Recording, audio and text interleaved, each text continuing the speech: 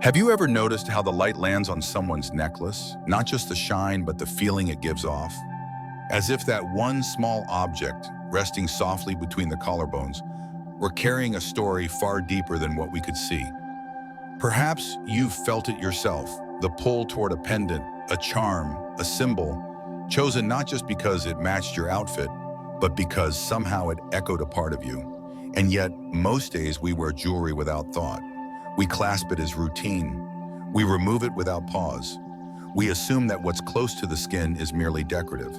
But what if it's not?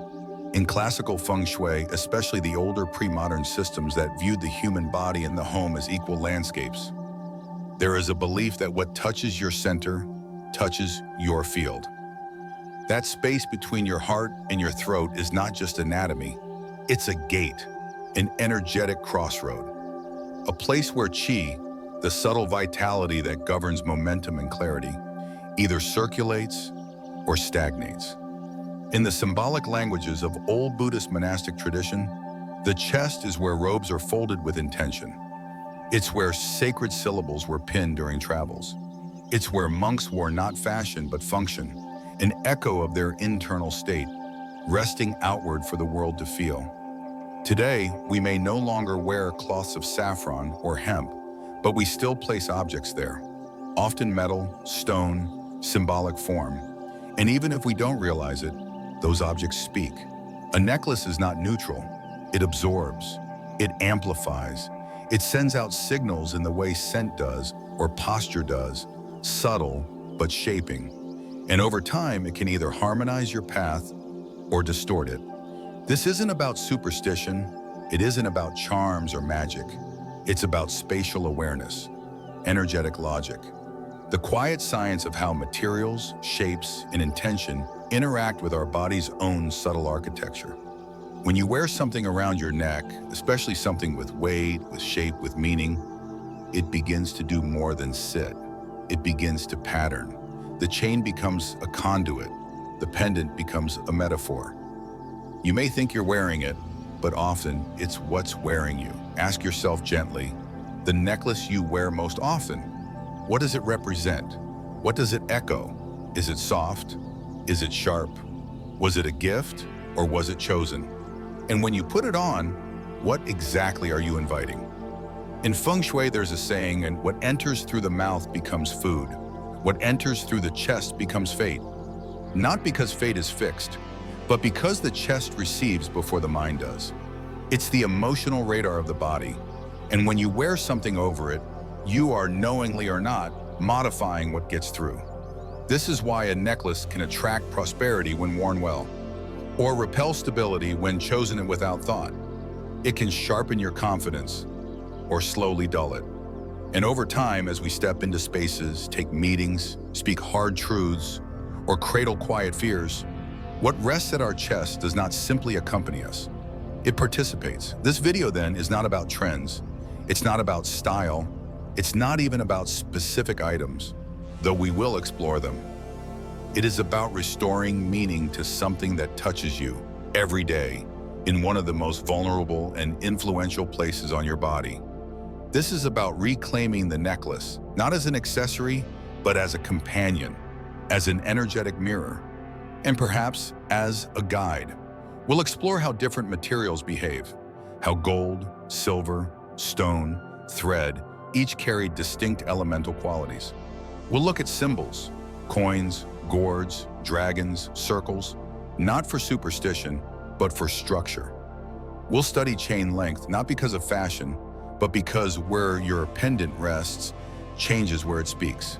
And yes, we'll touch on what to avoid, because just as some objects support, others distort. This is not about fear, it's about refinement, the quiet refinement of how we carry ourselves and what we let rest against our heart. But before we go any further, I want to thank you for arriving here, not just to watch, but to wonder. If you've made it this far, you're likely someone who feels the subtle conversation between the visible and the invisible, who believes that space, whether in your home or on your skin, is never empty. It's always carrying something. And who knows, maybe today is the day you begin to carry that space more consciously.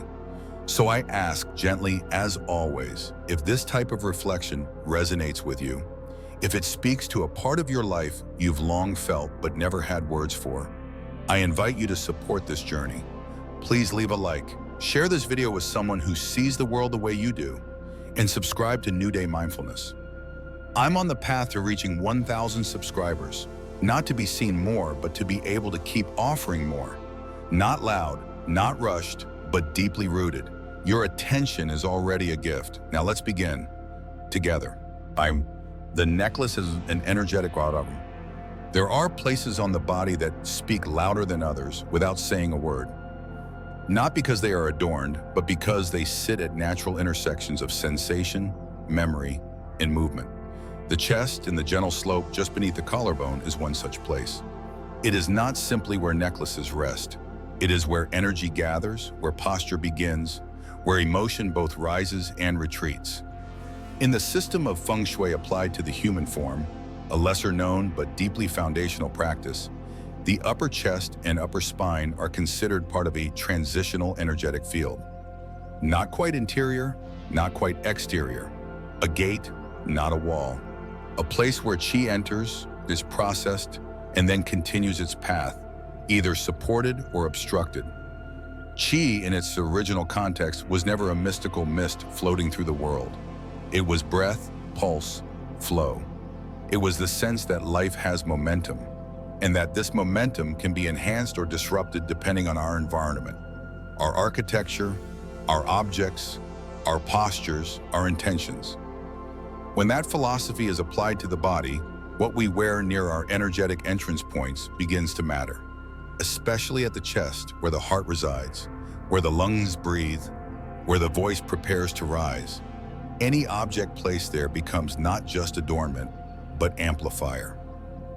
Whether we acknowledge it or not, it participates in our emotional signature, in how we are received, in how we carry ourselves into the spaces we walk through. There's a reason that across cultures, the most powerful symbols are worn here. Not on the wrist, not on the ankle, but near the heart or at the throat. It's not simply tradition, it's recognition. That the area across the sternum, where breath and posture and voice all converge, is a field that transmits. When you wear a necklace, especially one that sits between the base of the throat and the top of the chest, you are adding frequency to that field. Not necessarily good or bad, but impactful. And over time, if worn without clarity or care, even the most beautiful piece can create interference. Not because of its shape or price, but because of its lack of alignment. This is where we begin to draw the distinction between jewelry chosen for decoration and jewelry chosen for intention. The former often follows trends. It mirrors outer aesthetics. It responds to fashion, to social perception, to habit. There's nothing inherently wrong with that, but it tends to ignore the inward conversation. How this object, resting on your skin, might be echoing something unhelpful. A sharp edge that stimulates agitation. A forgotten pendant inherited from someone whose story lingers in your field. A heavy chain that weighs on a breath already burdened. Decorative jewelry can be harmless or subtly disorienting because its purpose is visual, not energetic. Intention-bearing adornment, by contrast, begins with a question. What am I anchoring here? What energy do I want to reinforce as I step out into the day, into the world? It is less about appearance and more about alignment. The necklace becomes a silent assistant. It carries your hope, your memory, your direction. You do not need to announce it to anyone. You simply need to remember it for yourself. And that remembering creates a field of coherence. When the object you wear matches the clarity you seek, your body adjusts. You stand differently. You breathe with less defense. You speak with more ease. And your presence, though quiet, gains weight. It's worth noting that the human body is not just anatomy. It is memory in motion. The space across the chest stores more than blood and bone. It stores old grief, unspoken pride, ancestral breath, uncried tears. And so when you wear something over this space, you are not decorating a neutral zone. You are placing a marker in a field already alive. For those who carry emotional weight that is invisible to the outside world, the necklace becomes even more significant. It is not about shielding, it is about choosing. Choosing what story you want to invite closer. Choosing what pattern you want to reinforce in your silent hours. There is a subtle ritual to wearing something with this kind of respect. It doesn't require incense or chanting. It requires presence. When you clasp the chain, you pause. You notice the object, not as accessory, but as companion. When you place it against your skin, you consider the day, not just your schedule, but your emotional weather. Am I opening or protecting? Am I softening or leading? Let the piece reflect that. And if it doesn't, if the necklace is sharp when you are trying to heal, or chaotic when you are seeking focus, it's okay to set it down, to wait, to choose again. The most powerful necklaces in Feng Shui are not always expensive. They are not always ornate. Often, they are simple, humble, and clear. A single coin that signals circulation. A piece of jade that cools the emotional heat. A golden thread that remembers brightness when days feel dim. What matters most is not what others see, but what your own field absorbs. And so, before you choose what rests at your collarbone tomorrow, ask yourself not what matches your shirt, but what matches your state. What amplifies the person you're trying to become? What reminds your chest, your breath, your voice, that your steps are not just functional, they are directional. And the necklace, it is simply the first thing that arrives before the words. Chair 2, material matters, choosing the right element for your path. A necklace, when reduced to its material parts, might seem like nothing more than metal and stone. Gold formed into a chain, silver shaped into wire, a gem carved to fit a frame. But in the language of Feng Shui and in the deeper philosophies that link form to function, this simplification does not hold. Matter carries memory, and memory carries resonance. The material you wear is not just what touches your skin, it is what echoes through your field. It informs how you meet the world, what you absorb, what you deflect, what you reinforce when your energy begins to waver. And so, when we speak of choosing a necklace, we must begin not with style, but with substance. Not with what pleases the eye, but with what supports the path. In the 5-element theory foundational to classical Feng Shui, every material belongs to a broader family. Metal, wood, water, fire, and earth. Each element has its own nature, its own rhythm, its own emotional and spiritual tone. And within this framework, the metals and minerals used in jewelry carry specific roles. They're not just attractive, they're functional. When worn in harmony with your present needs, they can stabilize the energetic field, amplify your intentions, and restore coherence where life has grown noisy or unclear. Gold is the first that draws attention, not only because of its luster, but because of its association with light, with nobility, with permanence. In Feng Shui, gold belongs to the metal element. Yang in nature, solar in quality, and decisive in tone. Gold does not murmur, it declares. It is not a soft presence, it is a clarifying one. That is why gold is so often associated with leadership, with wealth, with influence. Not because gold causes wealth, but because it reinforces the traits that attract it: vision, structure, determination. Gold, when worn with clarity, can strengthen the energy of action. It supports those who make hard decisions, who move resources, who step into responsibility not as a burden, but as a calling. It's especially supportive for those in financial leadership, legal roles, architecture, investment, or governance. Fields that require strong mental focus and the ability to withstand pressure without collapse.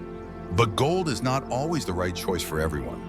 Its energy, while empowering, can be too sharp for those in emotional healing, in caregiving roles, or in moments of necessary receptivity.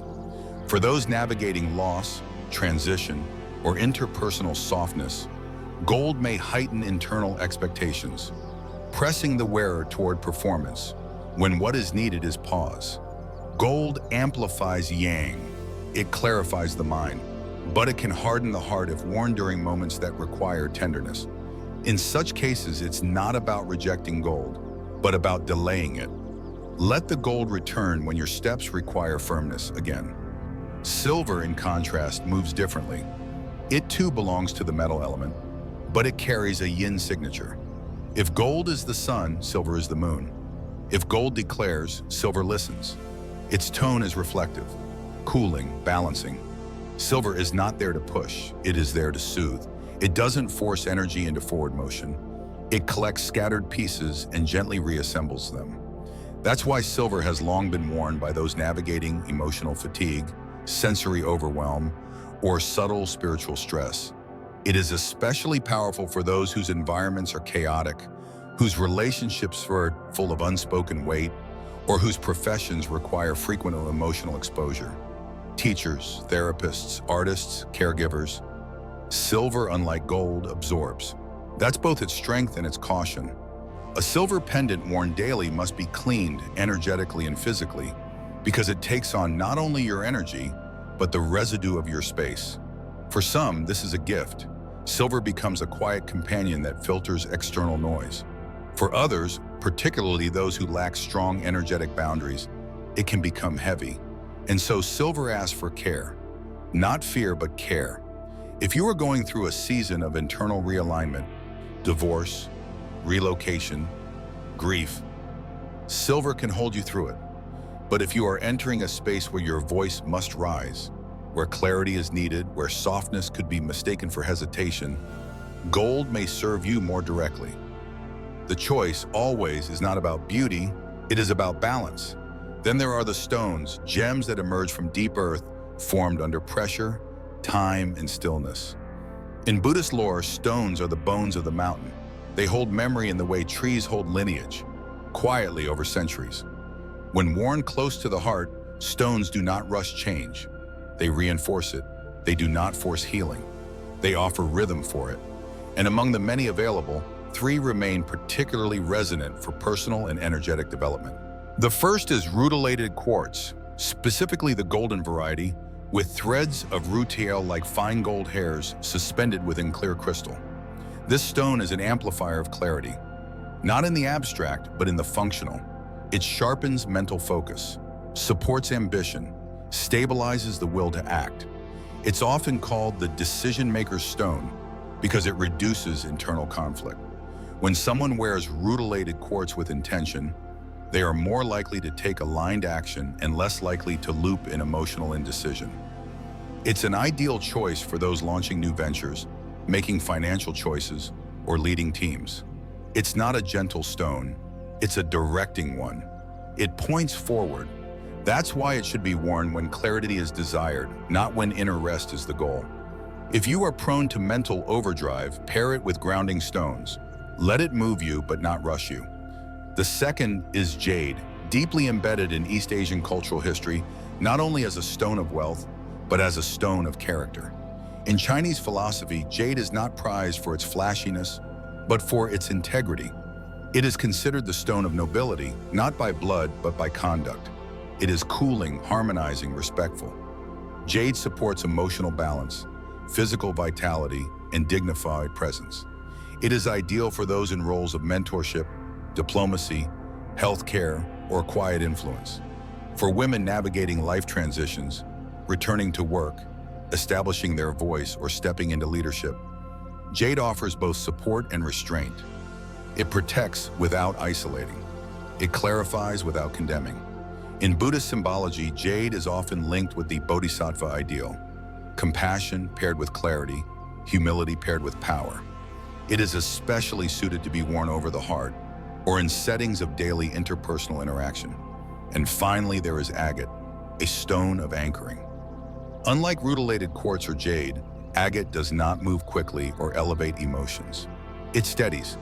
Its value lies in its repetition, its grounding rhythm, its ability to help the wearer return to center when life becomes scattered. Agate is ideal for those who feel emotionally porous, mentally overextended, or physically disconnected from routine.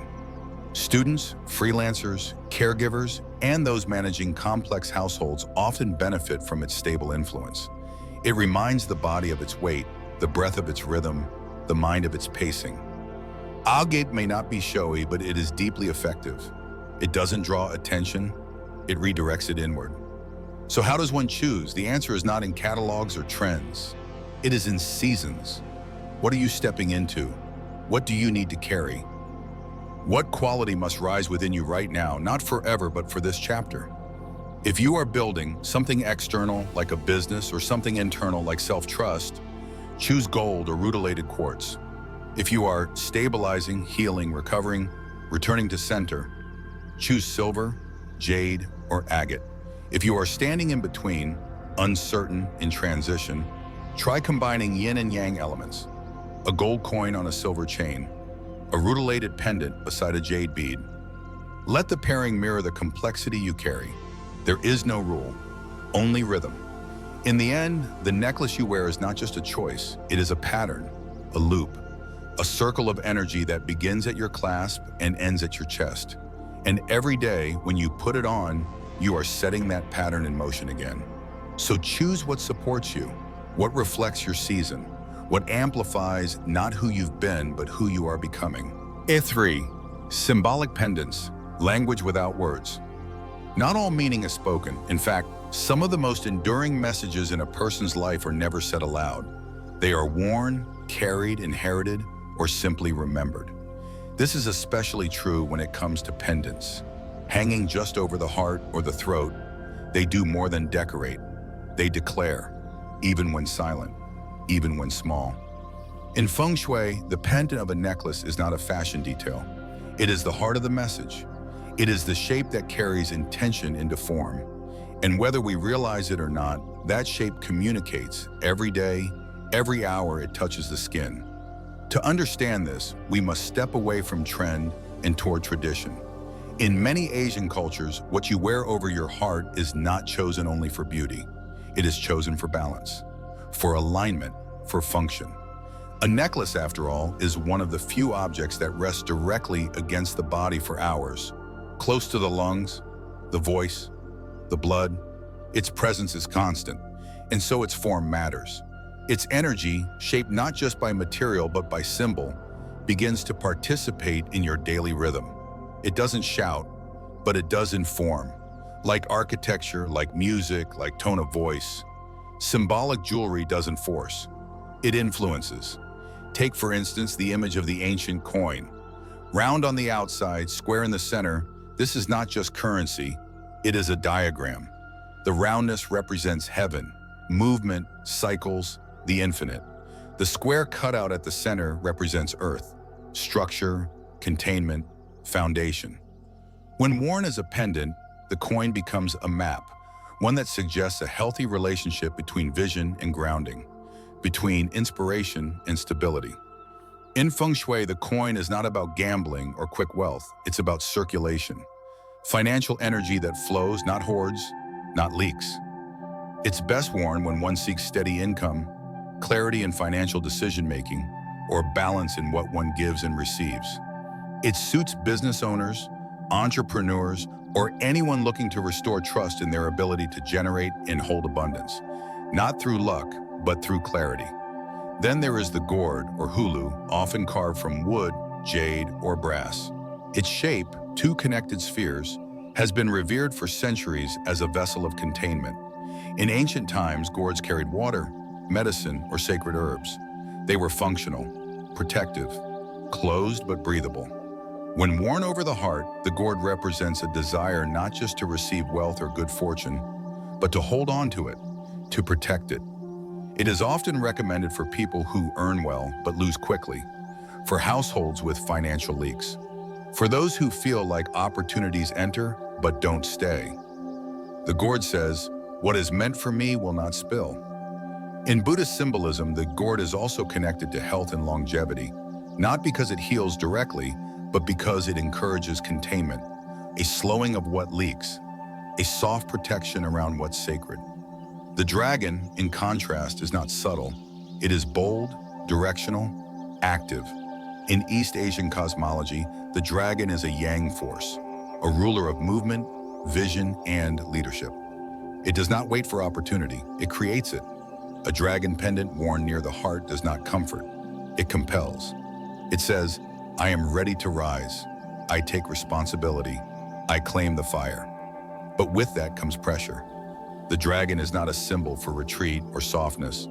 It is for those in roles of direction, CEOs, public servants, pioneers, creators. When someone wears a dragon, they are reminding themselves not to hide, not to collapse under weight. It's powerful, but best reserved for those who feel steady enough to carry the pressure it attracts. For those still healing from burnout or emotional wounds, the dragon may amplify too much charge.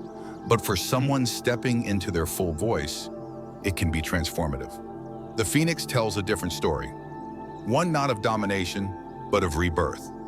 In Buddhist and Taoist traditions, the phoenix is a feminine archetype, not because it is soft, but because it endures, transforms, and emerges renewed. It's the symbol of women who have lost something, an identity, a role, a relationship, and are now rising not as they were, but as they have become.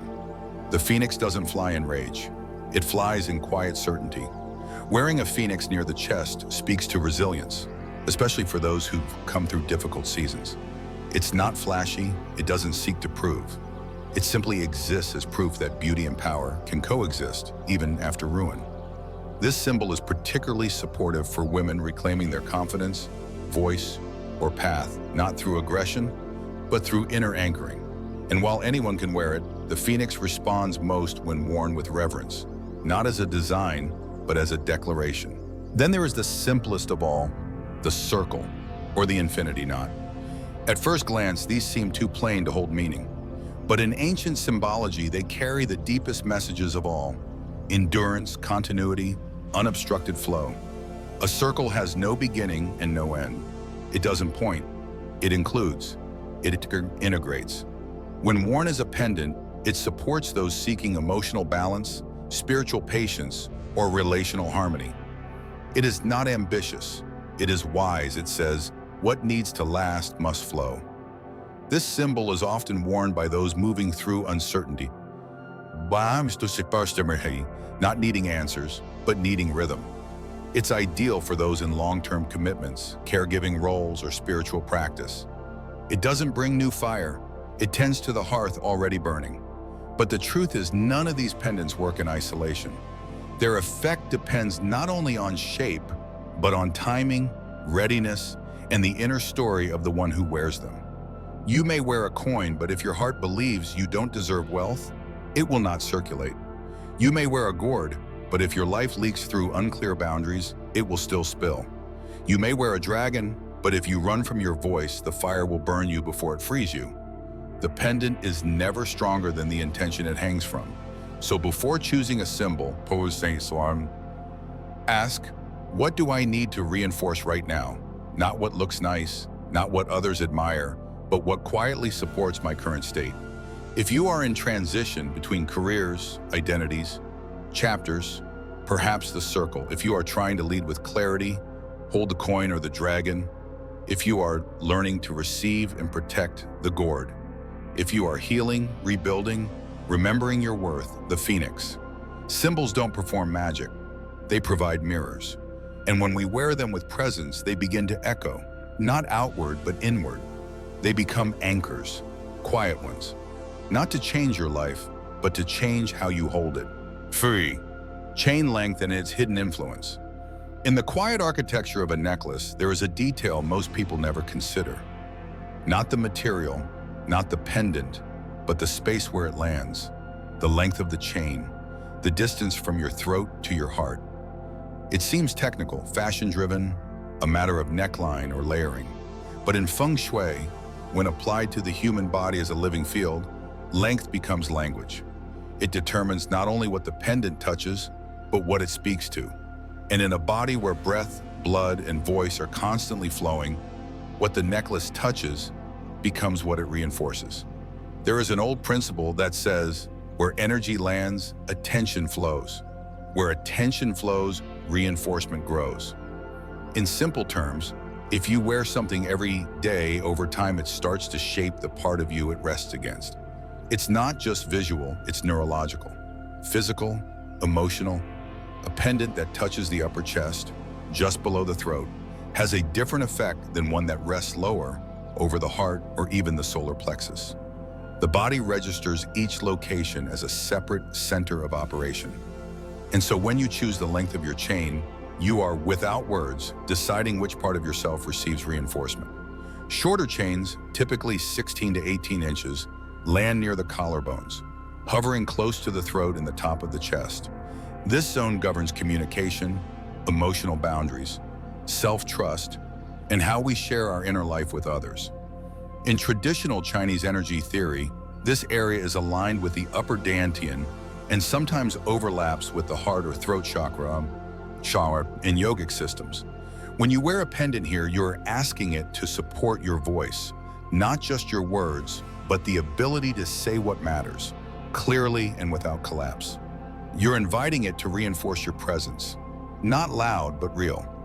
This length is especially helpful for those seeking to express more, or those navigating relationships where clarity has been lost. It also benefits people who tend to absorb emotion from others and need an energetic reminder of where they begin and end. A coin worn at this length may help you speak about money without shame. A phoenix pendant here might help you speak of past pain without being reconsumed by it. A gourd, resting just above the heart, becomes not only a container of fortune, but a boundary for emotion, helping you hold what's yours and return what is not. There is intimacy in this length because it is so visible, so near the breath, the pulse. It doesn't hide, it affirms.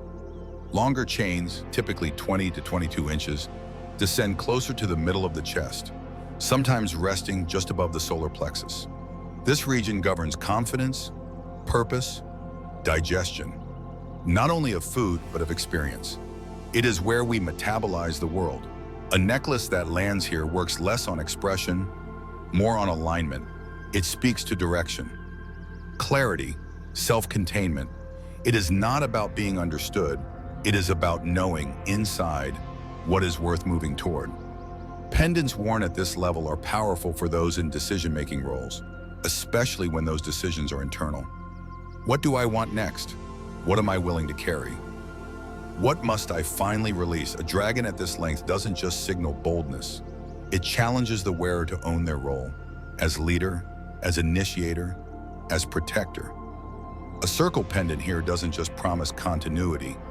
It asks the wearer to stop chasing, to trust that flow will return, that cycles don't end, they evolve. But beyond meaning, there is also practicality. Chains that are too short may trigger restlessness, especially for those who feel choked by emotion or constraint. Chains that are too long may lose their energetic precision. The pendant slips beneath clothing, loses contact with the skin, or drifts to places where its influence is less clear. The ideal is not fixed, it is felt. Try on your necklace, let it fall, and ask, where does it speak loudest? Not to others, to you. That's where it belongs. Of course, length is only one part of the equation. The energy you bring to the necklace, your breath when you put it on, your attention when you clasp the lock, matters just as much. Because even the most perfect pendant, placed at the right length, will lie dormant if worn with disconnection.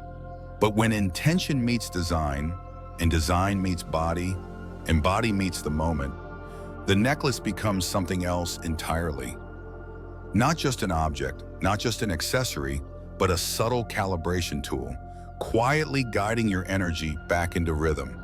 So tomorrow when you choose your necklace, don't just reach for what's nearest. Don't just match your outfit.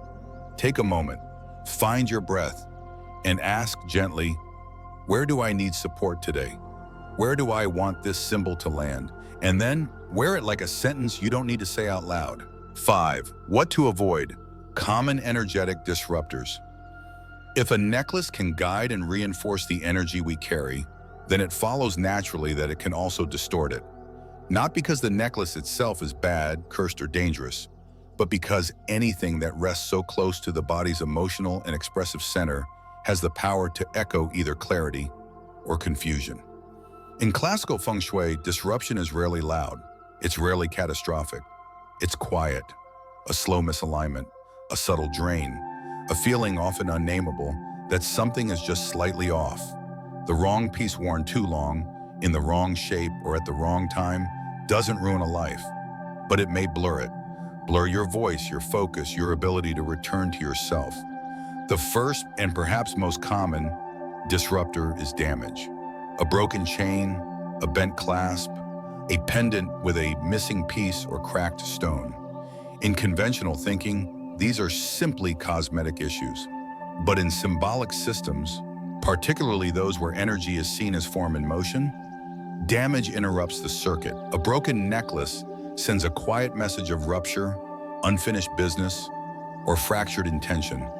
If you wear it daily, that fracture becomes part of your rhythm.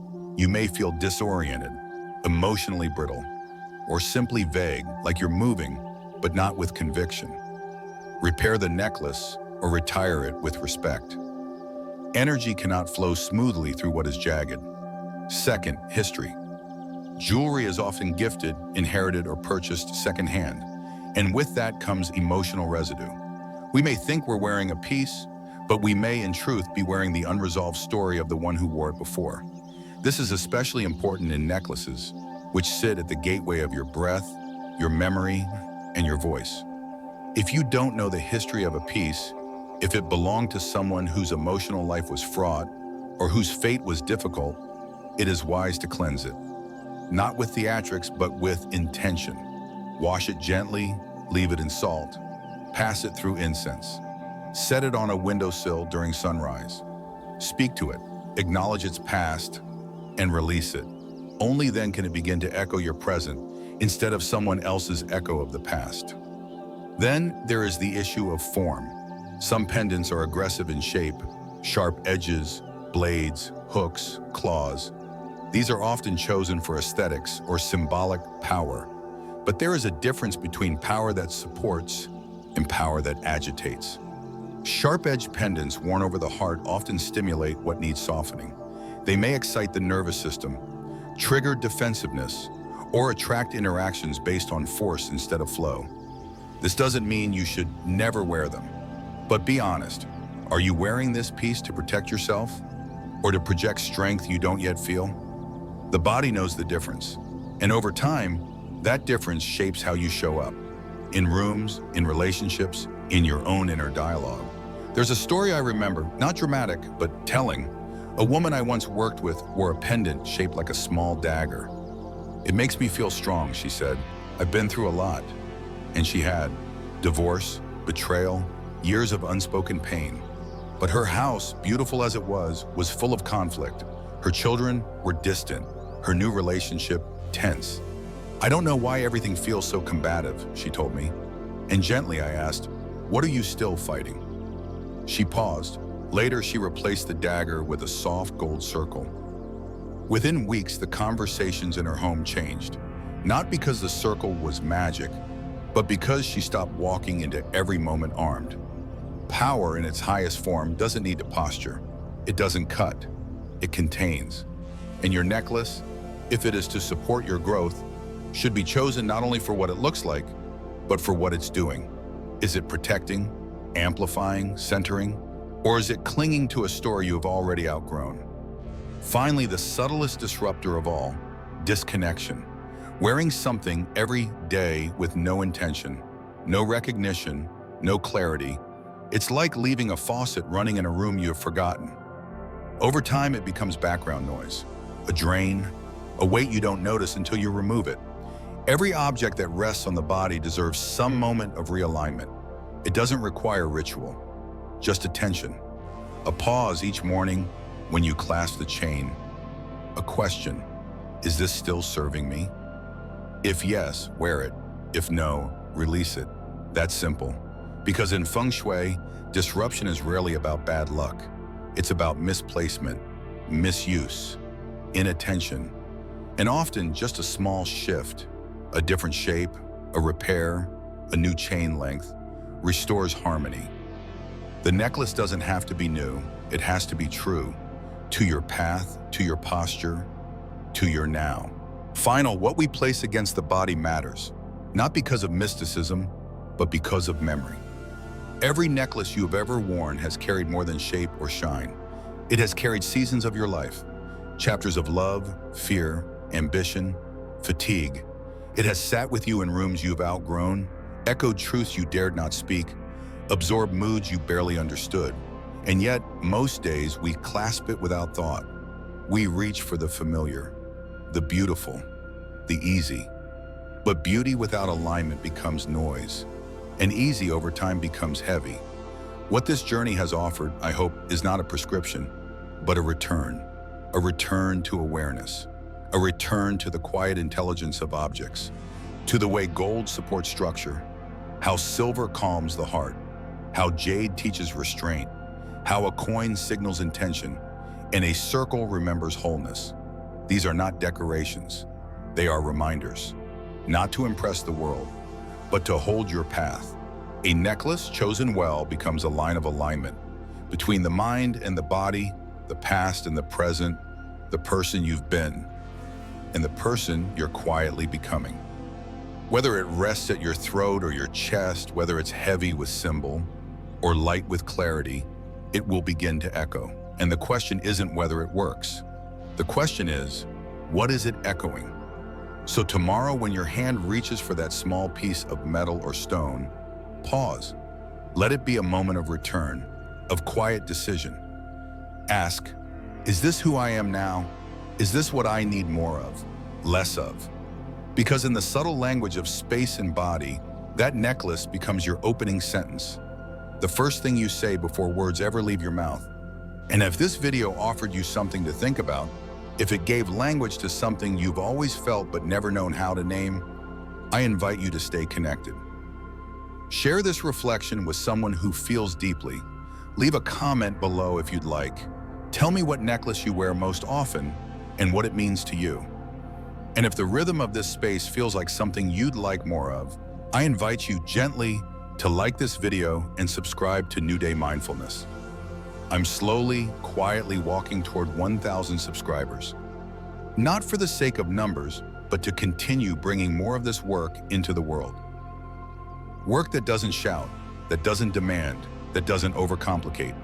Just one small insight at a time for the spaces we live in and the lives we live through.